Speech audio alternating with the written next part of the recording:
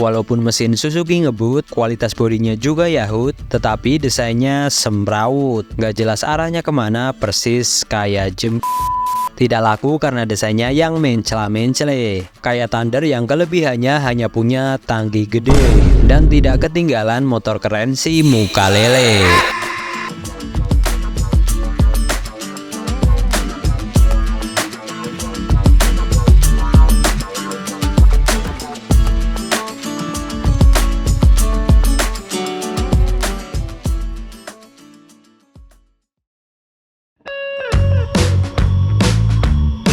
Kita tahu ada beberapa pabrikan sepeda motor Jepang yang mengadu nasib di Indonesia, yaitu Kawasaki, Suzuki, Yamaha, dan Honda. Dari keempat pabrikan tersebut, ada dua yang mendominasi penjualan di Indonesia. Siapa lagi kalau bukan Yamaha dan Honda? Sementara Kawasaki unggul di sport 250 cc-nya. Sampai-sampai mereka membuat 250 cc rasa moge. Motor 250 cc tapi suaranya serem, walaupun tenaganya melempem. Harap maklum karena itu motor sound system. Kencang, powernya kecil, kata yang ngiri, karena nggak mampu beli. Lalu bagaimana dengan Suzuki? Memang sekarang ini Suzuki sudah tidak sementereng dulu lagi di Indonesia, yang cukup jaya dengan beberapa produknya, seperti Shogun, Smash, sampai Satria. Banyak yang berpendapat penurunan pamor Suzuki di Indonesia disebabkan karena desainnya yang kurang disukai orang Indonesia, atau bahasa halusnya buruk rupa. Kami sangat sependapat dengan pernyataan tersebut. Bahkan kami sempat membahasnya di video tersendiri. Banyak juga di kolom komentar yang menyetujui hal tersebut. Walaupun mesin Suzuki ngebut, kualitas bodinya juga yahut, tetapi desainnya semrawut, nggak jelas arahnya kemana, persis kayak Namun tidak sedikit pula yang menambahkan kalau Suzuki tidak laku bukan karena desain saja, tetapi juga karena spare part yang mahal dan langka. Oh ya, satu lagi, dealernya yang suka berubah wujud. Nah, benarkah demikian? Mari kita coba analisa.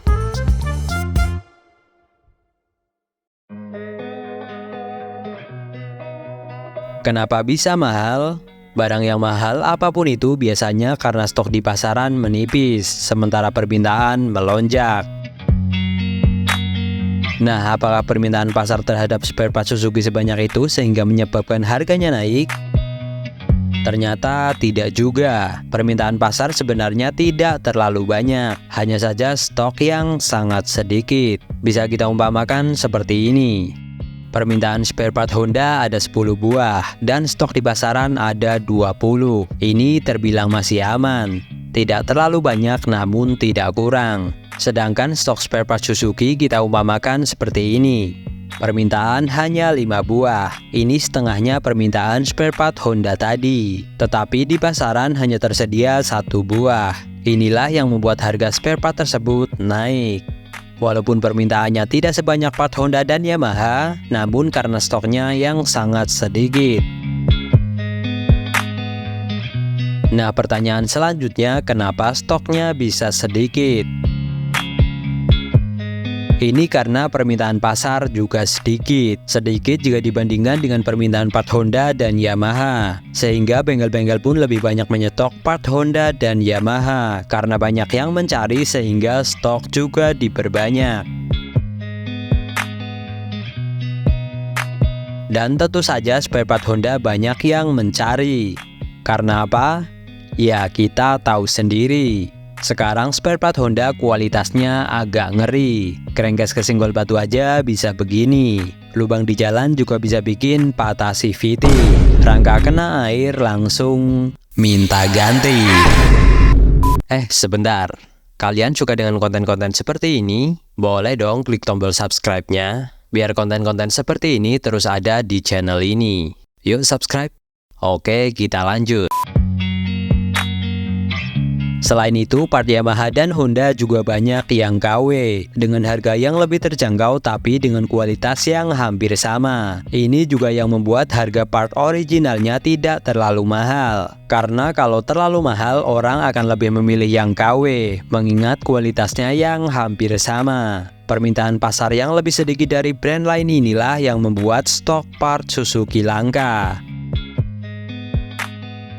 Lalu pertanyaan selanjutnya, kenapa permintaannya bisa sedikit?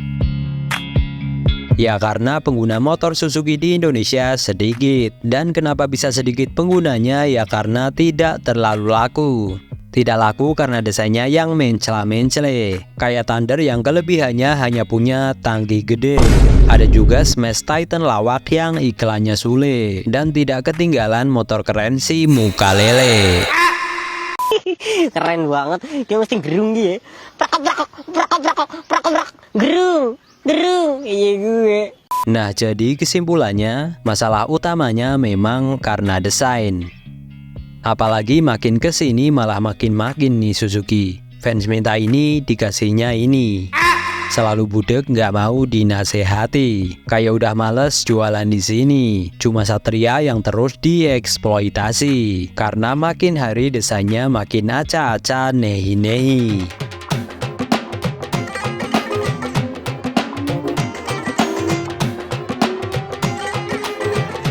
Nah, ada juga yang mengatakan karena marketingnya kurang baik. Hal ini juga menurut kami kurang pas. Karena sebaik apapun marketing, kalau yang dijual tidak sesuai dengan selera pembeli juga akan kesusahan.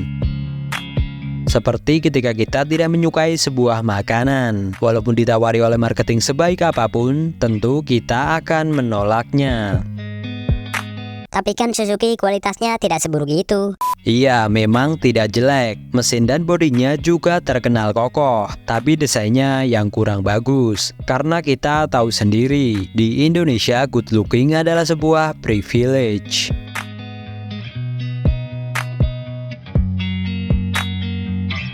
Oke, sekian video ini. Salam pabrikan males yang selalu bikin pusing para sales.